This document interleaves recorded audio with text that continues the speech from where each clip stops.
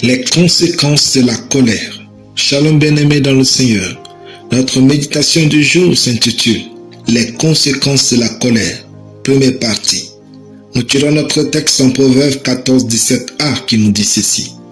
Celui qui est prompt à la colère fait des sottises. Alléluia. Nul ne doit se glorifier de ses accès de colère, car c'est à ce moment-là que l'on est le plus enclin à commettre des erreurs aux conséquences irrémédiables. Voici les conséquences de la colère. 1. La destruction de soi et de son témoignage. Vous êtes le premier à subir les effets néfastes de votre propre colère, quelle qu'en soit la raison. Il est même écrit, celui qui est prompt à la colère fait des sottises. Les gens qui vous voient en colère risquent de ne plus vous considérer de la même manière.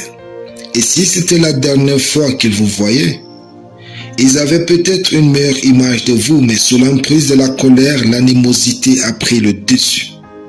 Si vous gérez mal la colère, vous êtes la première personne à en souffrir. 2. La distraction irréversible des relations. De nombreuses relations se brisent sous l'effet de la colère. Le pardon ne répare pas tout. La colère peut parfois laisser des traces indélébiles. Maîtrisez-vous, même si vous êtes en colère.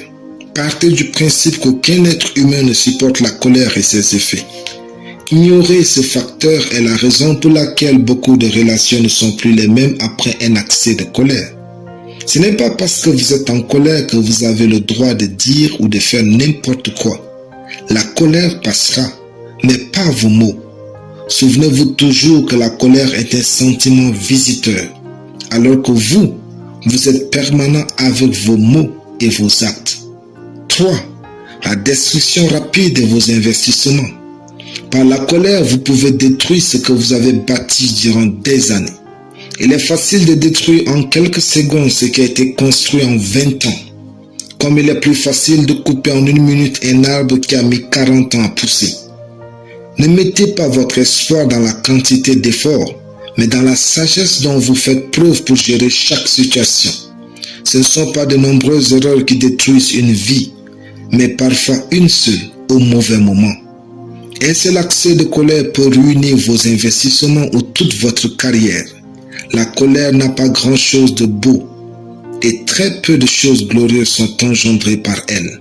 Alléluia. Prions. Je fais confiance à la sagesse du Saint-Esprit et à la parole pour gérer ma vie et la colère au nom de Jésus. Amen. La lecture biblique en une année. Luc chapitre 1 à Luc chapitre 4. Soyez bénis, c'était le pont du ciel.